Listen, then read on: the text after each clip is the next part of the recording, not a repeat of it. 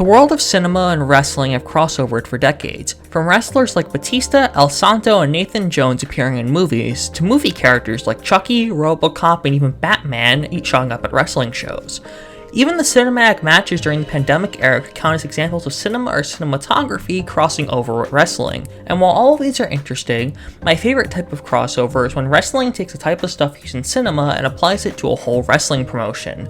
The most famous example of this would be Lucha Underground, a TV show that lasted 4 seasons on the El Rey network, which combined wrestling with plots you typically see in weekly television shows. However, there was a predecessor that followed a similar style about 7 years before Lucha Underground premiered and was unsuccessful, receiving terrible ratings and only lasting 1 season. That promotion was Wrestling Society X.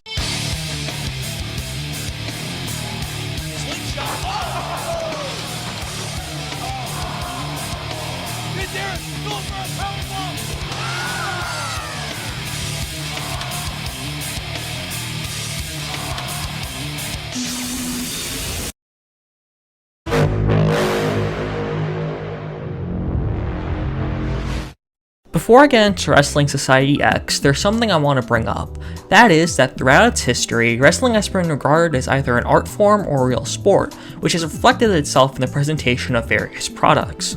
On the art or cinema spectrum, you have the telenovela-esque Lucha Underground, the promotion I had mentioned earlier, which combined good lucha things with Robert Rodriguez's flair for cinematography and filmmaking, as well as the world of Hikaru Shida's Mach, which combines the world of theater and wrestling. On the sports side, you have things like the United Wrestling Federation, the Impact Grand Championship and its rules, and Catch as Catch Can Wrestling. In my personal opinion, I like my wrestling with a little promos and character work, and I'm sure most people agree with that. But anyways, where does Wrestling Society X fit in when it comes to being art or sport? It's definitely on the art side, with much more of a Lucha Underground flair than something you'd see on Prime TV today. But to be honest, it's much more of a clusterfuck when it comes to presentation of the main show. But in order to learn why the presentation of the main show was a mess, we have to learn about the history of Wrestling Society X.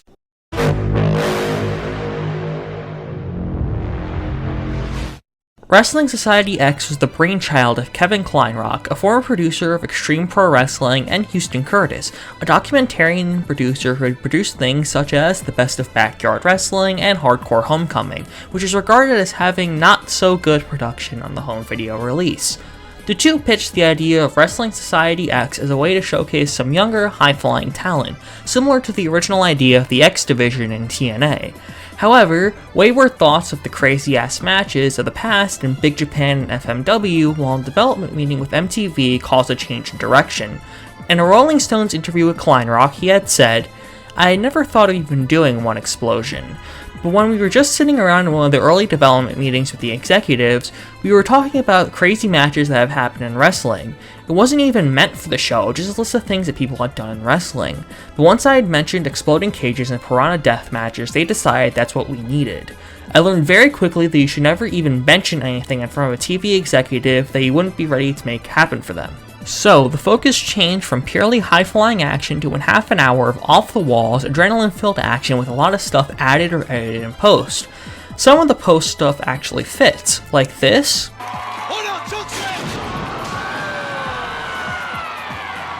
this,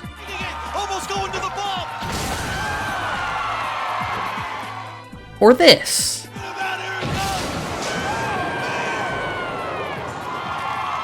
But most of the time it was unnecessary and not needed. For example, this spot right here.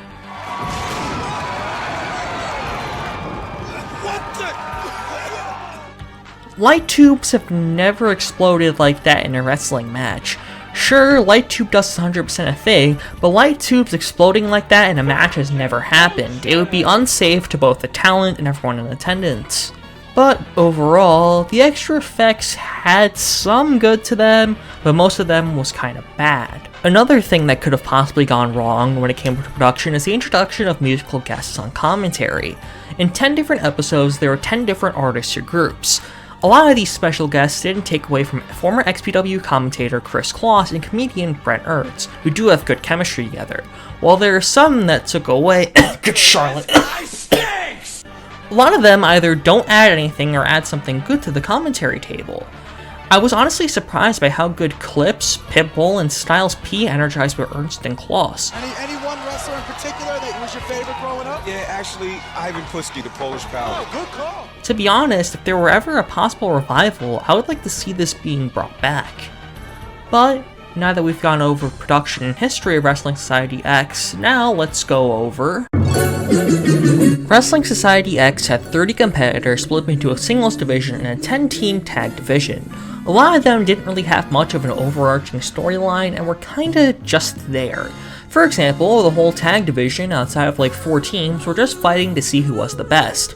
These tag teams were Tyler Black and Jimmy Jacobs and Let's Do It For Her, the team of Ruckus and Baby Slim as Keepin' It Gangsta, Teddy Hart and Matt Cross, known as the Filth and the Fury, the team of Yoshino and Genki Horiguchi from Dragon Gate, the Trailer Park Boys, which were Nate Webb and Josh Raymond, as well as an extra team which I'll not mention further. Anyways, outside of competing to be the best tag team in Wrestling Society X, some teams had their own mini dynamic. In DIFH, Tyler Black was the angry one, and Jimmy Jacobs was the relaxed, in tune with his emotions one.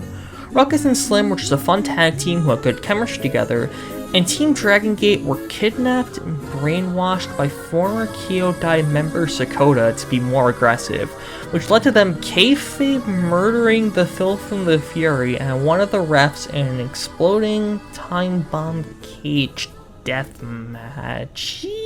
Yeah, you know, let's just move on to the teams who actually had a feud.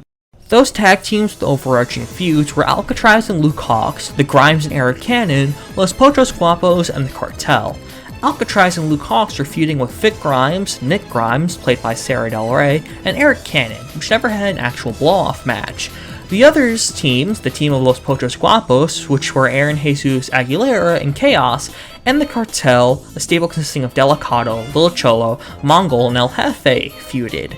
This feud actually had a blow-off match in the final episode, with a Piranha Death match where the Cartel came up on top. In the singles division, there were a few storylines and gimmicks. One of the ones that started the latest was a I Can Do Anything Better Than You like rivalry between the Human Tornado and Jack Evans, which would have led to a no time limit match for a new high-flying belt which never came to be due to the series' cancellation.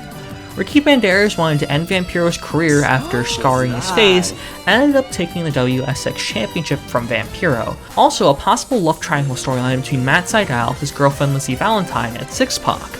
All those rivalries and everyone on the roster were showcased on both the main show and WS Extra, which was on MTV.com. One gimmick that I actually found really interesting was Matt Classic, played by current Dark Order and AEW roster member Colt Cabana.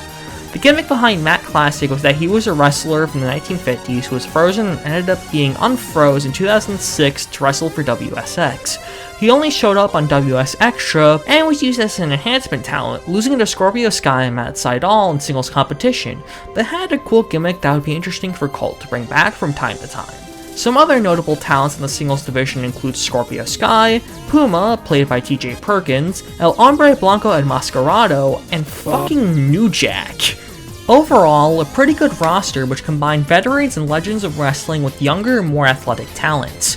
However, that roster couldn't save the show from being a train wreck. A lot of the matches were cut down in order to fit within that half-an-hour TV window that Kleinrock and Curtis were given, so we couldn't even see what the true potential of a lot of these talents could have been. This is where WS Extra shines, however, showcasing matches in full that shows the full potential of the cast who were not shown on TV during those weeks, but were at the tapings. Unfortunately, the shininess of the main product, most of it being MTV's fault due to specific requests, as well as being in a horrible time slot on Thursday nights on MTV, led to the series not getting picked up for a second season and the promotion folding not that far after. To be fair, I don't blame MTV for not picking it up. I wouldn't recommend you check out WSX outside of a few matches. But, despite its lackluster existence, Wrestling Society X has had a big influence on the wrestling world after its closure.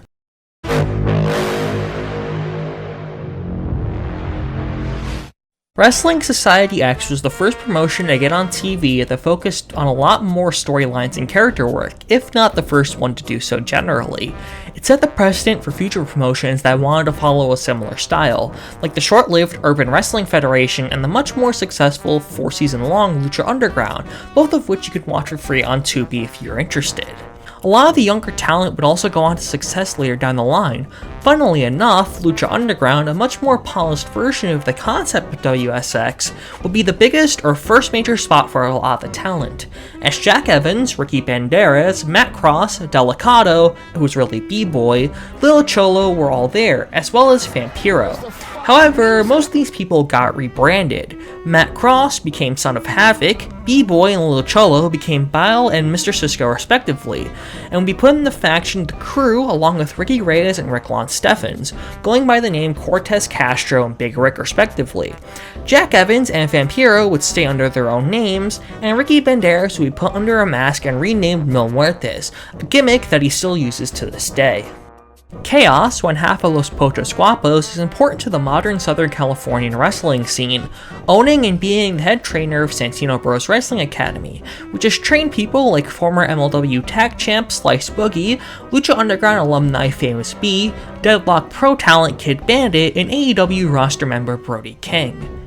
AEW, which opened in 2019, also housed or houses a few former WSX talent, as Matt Sydal, Colt Cabana, and Scorpio Sky currently work there, with the latter being a part of the first ever AEW World Tag Team Champions and a former 2-time TNT champion.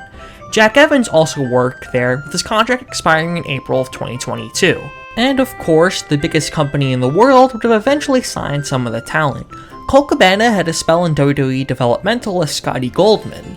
Matt Sydal spent 6 years in the WWE under the name Evan Bourne and won the WWE Tag Team Championships once while there. Both members of DIFH were or are in the WWE. Jimmy Jacobs was a producer for WWE from 2015 to 2017, and well, Tyler Black would go on to become one of the most winningest WWE wrestlers under the name Seth Rollins or Seth frickin' Rollins. Most people know the accomplishments that Rollins has had throughout his decade-plus career in the Fed. But for those that don't know, Rollins was the inaugural NXT champion, a 6-time WWE Tag Champion with 5 different teammates, a 2-time Intercontinental Champion, a 1-time US Champion, 2014's Mr. Money in the Bank, the winner of the 2019 Men's Royal Rumble, a 1-time Universal Champion, and a 2-time WWE Champion. You know, in retrospect, Wrestling Society X was definitely way before its time when it came to its style. A somewhat cinematic, high-flying style of show would probably be Dynamite in 2017 compared to 2007 when the show actually aired, due to the shift in what wrestling style was popular at the time and the evolution of high flyers in the decade between. It's unfortunate that we won't see something like Wrestling Society X or something based on the original concept for the while, at least. With Freddie Prinze Jr., a former actor and producer in the WWE, currently planning out his own wrestling promotion, there is a chance he can use his 27 years in the acting business to provide some sort of cinematic flair to wrestling for the product of his new promotion. But we don't know anything about that, despite the fact that it's planned to debut in 2023. So, the book on a possible cinematic wrestling promotion revival, much like Wrestling Society X and this video, is currently closed. Thank you for watching. If you enjoyed this video, like, subscribe, comment, all that jazz, and see you in the next video.